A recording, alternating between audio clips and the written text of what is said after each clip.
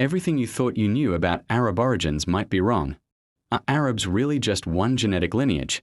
Or is the story far more complex than that? Today we explore the ancient genetic history of the Levant based on modern scientific studies and DNA analysis of ancient remains to understand how populations in this region actually formed over thousands of years. We begin before the rise of agriculture, when humans lived by hunting and gathering but slowly started settling in specific areas. This period is known as the Epipaleolithic. During this time, an important culture emerged in the Levant, the Natufians, who lived roughly between 13,000 and 9,700 BCE. They were among the first to build semi-permanent houses, not just temporary shelters, and relied on hunting and gathering while showing early signs of plant and animal domestication. This makes them a key transitional population between the Paleolithic and Neolithic periods. In 2016, a major study published in Nature led by researcher Iosif Lazaridis analyzed ancient DNA from Natufian remains. The results showed that their main genetic lineage was EZ830, a branch of EM35, and importantly, the genome-wide analysis did not show a clear link to sub-Saharan African populations. As we move into the Neolithic period from around 10,000 to 4,500 BCE, we see the rise of stable farming villages across the Levant. Populations in this era inherited most of their genetic makeup from the Natufians, with only minor input from groups related to Anatolia suggesting continuity rather than large-scale population replacement. Multiple haplogroups appeared and spread during this time, including TGLT, RQ1, AQ1b, and CT. Later, during the Bronze Age, from around 3,300 to 1200 BCE, new genetic patterns became more visible. The J1 lineage increased significantly alongside the spread of R and J2, while EM35 declined in frequency but did not disappear, and T remained present. These findings were supported by a 2020 study on the genomic history of the southern Levant involving researchers like Mark Haber. In simple terms, what we are talking about is human origins through DNA, the genetic material passed from generation to generation, allowing scientists to trace lineages across long periods of time. This allows researchers to reconstruct population history with increasing accuracy, revealing how ancient groups interacted, migrated, and contributed to modern genetic diversity. Rather than a single origin, human populations are shaped by continuous mixing and adaptation, influenced by environment, movement, and time, making genetic history a complex and evolving narrative. As more ancient DNA samples are analyzed, patterns become clearer, showing continuity in some regions and change in others.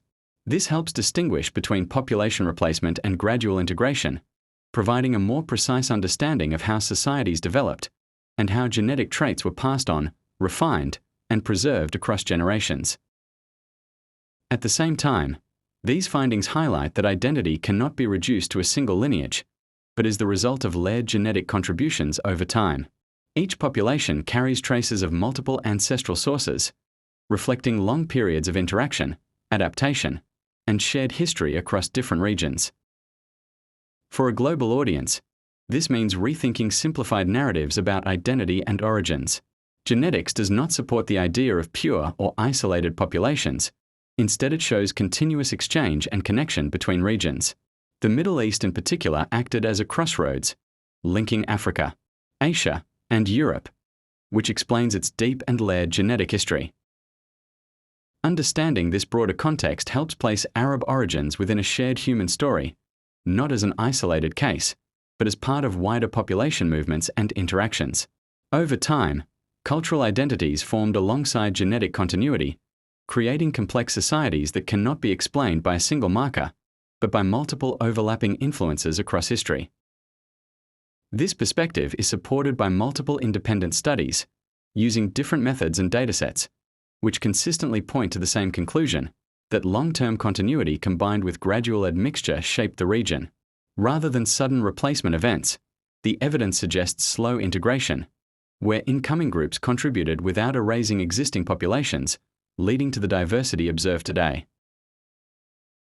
As research continues to expand, with larger datasets and improved sequencing technologies, our understanding will become even more refined, offering clearer timelines, stronger correlations, and deeper insight into how ancient populations are connected to modern ones, reinforcing the idea that genetic history is dynamic, interconnected, and far more complex than traditional assumptions.